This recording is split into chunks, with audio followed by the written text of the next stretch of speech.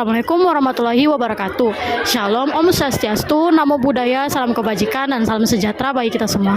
Halo teman-teman, kembali lagi bersama saya Nurdia Kausaha dengan NPM 020424111143. Nah, kali ini saya lagi ada di Fakultas Ekonomi dan Bisnis Universitas Hairun. Nah, kali ini saya akan memberikan materi tentang siklus penyusunan laporan keuangan. Jadi langsung aja kita ke materinya.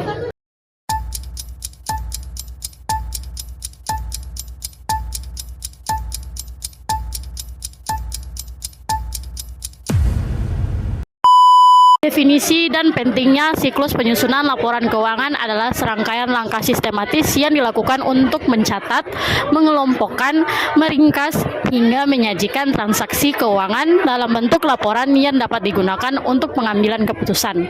Siklus ini penting karena memberikan gambaran lengkap tentang kondisi keuangan perusahaan, memastikan perusahaan mematuhi prinsip akuntansi yang berlaku umum seperti PSAK atau GAAP, membantu pihak internal dan eksternal dalam membuat keputusan berdasarkan informasi keuangan yang valid. Tahapan dalam siklus penyusunan laporan keuangan. Yang pertama, ada identifikasi dan analisis transaksi. Tahap ini melibatkan pengumpulan semua dokumen transaksi seperti faktur, kwitansi, atau laporan bank. Setelah dokumen dikumpulkan, analisis dilakukan untuk menentukan bagaimana transaksi tersebut memengaruhi akun-akun perusahaan. Nah, kita masuk ke contoh.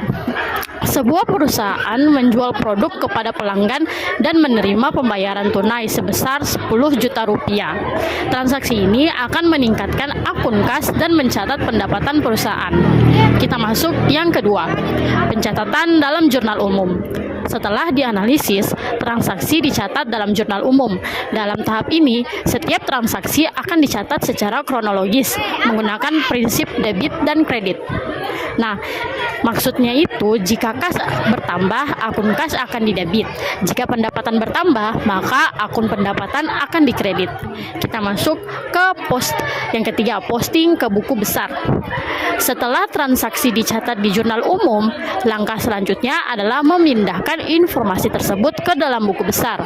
Buku besar adalah kumpulan akun-akun yang dikelompokkan berdasarkan jenisnya, seperti aset, kewajiban, ekuitas, pendapatan, atau beban.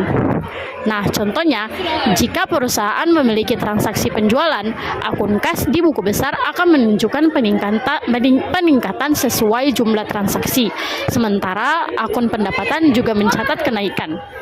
Nah, yang keempat yaitu penyusunan neraca saldo.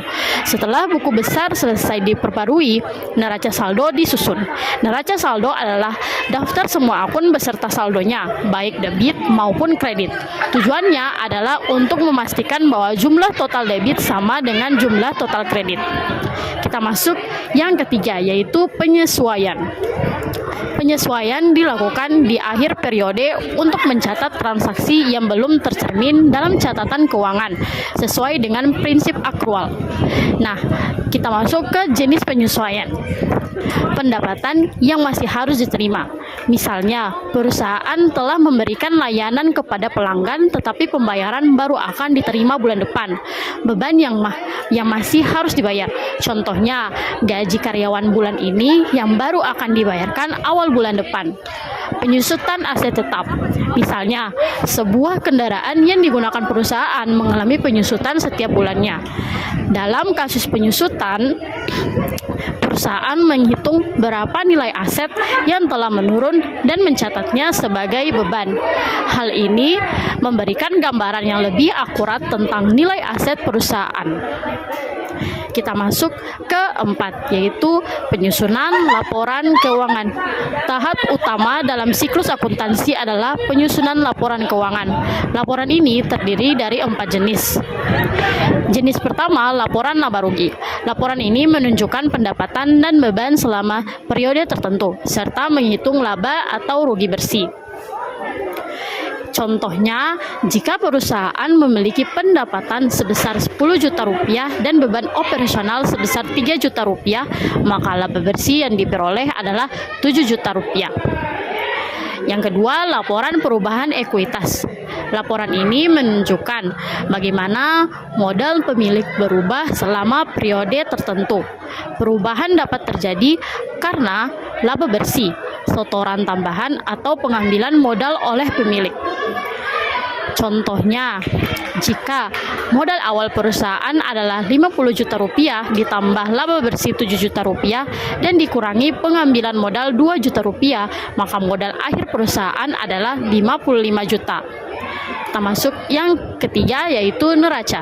Neraca adalah laporan yang menyajikan posisi keuangan perusahaan yang terdiri dari aset, kewajiban, dan ekuitas. Nah, contohnya jika perusahaan memiliki aset sebesar 100 juta rupiah, kewajiban 40 juta rupiah, dan modal 60 juta rupiah, maka neraca menunjukkan bahwa total aset sama dengan total kewajiban ditambah modal. Kita masuk ke 4. Laporan arus kas. Laporan ini menunjukkan aliran kas masuk dan keluar dari aktivitas operasi, investasi, dan pendanaan.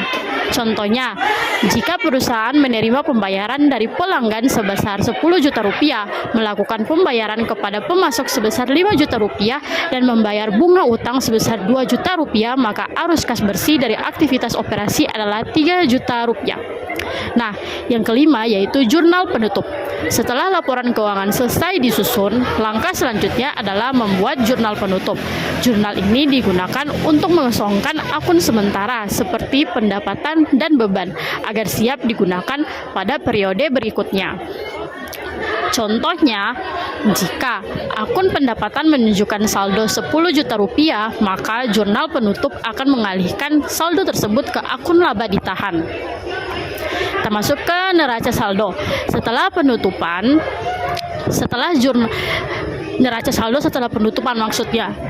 jurnal penutup dilakukan, neraca saldo baru disusun untuk memastikan semua akun sementara telah ditutup dan hanya akun tetap yang tersisa. Kita masuk yang ketujuh, jurnal pembalik.